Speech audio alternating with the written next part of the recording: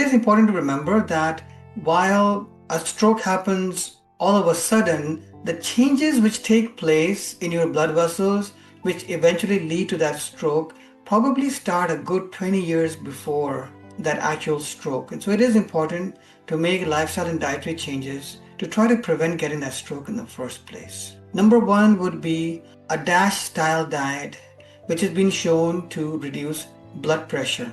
Blood pressure, out of all the risk factors, is the biggest risk factor for stroke.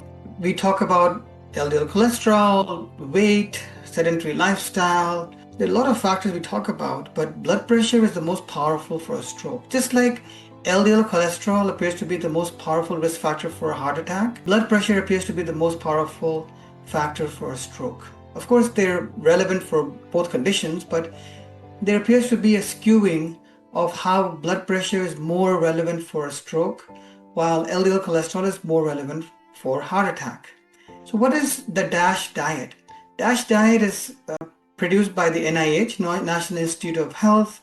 DASH is an acronym. It stands for Dietary Approaches to Stop Hypertension, and it emphasizes increasing vegetables, fruits, legumes, whole grains, low-fat dairy, nuts and seeds, lean protein sources, and foods which are rich in potassium.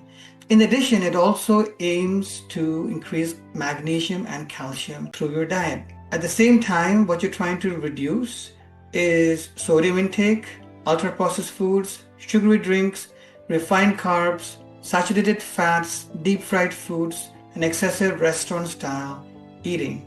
So what are the kind of foods that you really want to try to avoid? Refined white flour products. This would be white naan, white chapati, white bread, literally all bakery items, also the kind of carby snacks that we often like to eat. White rice would be described as a refined carb as well.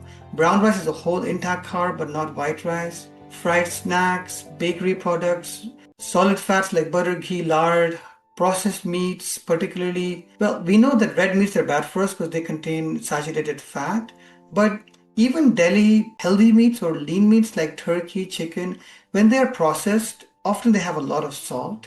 And generally anything coming out of restaurant or takeout contains a lot of salt. So this was a trial called the Landmark DASH trial. It was published in the New England Journal of Medicine. Randomized controlled trial, so a good quality trial, went on for 8 weeks. And in this trial, 459 adults were randomized to a control diet or a DASH diet. And what they found was you had two types of groups. You had people with normal blood pressure, and you also had people with high blood pressure.